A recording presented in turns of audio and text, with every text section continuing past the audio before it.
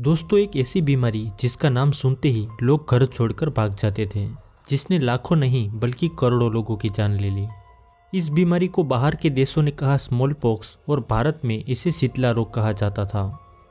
शीतला रोग एक संक्रमण विषाणु जनित बीमारी थी जो एक व्यक्ति से दूसरे व्यक्ति में छूने से, सांस से और संक्रमित कपड़ों से फैलता था।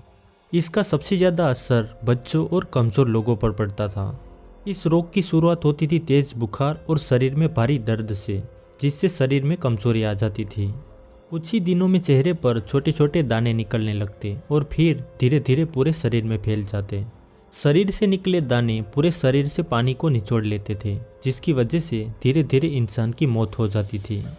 कई पुराने वैज्ञानिकों का मानना था कि यह बीमारी इजिप्ट के मम्मी से फैली और इसके द्वारा पूरे विश्व में फैली थी। इसी बीमारी के कारण रोमन साम्राज्य और विश्व की कई प्रजाति का पतन हुआ था। ये बीमारी वैसे तो पूरे विश्व में फैली थी, पर यूरोप में इसका सबसे ज़्यादा प्रभाव देखने को मिला।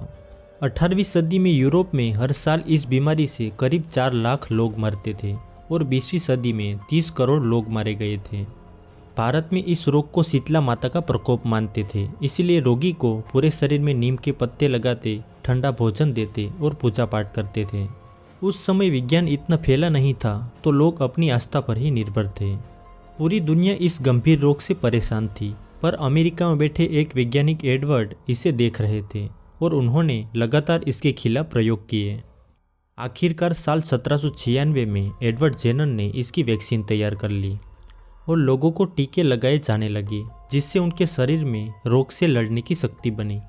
एडवर्ड ने वैक्सीन तो बना ली, पर इससे कुछ स्थानीय लोगों को ही बचाया जा रहा था और दुनिया भर में अभी भी यह तेजी से फैल रहा था।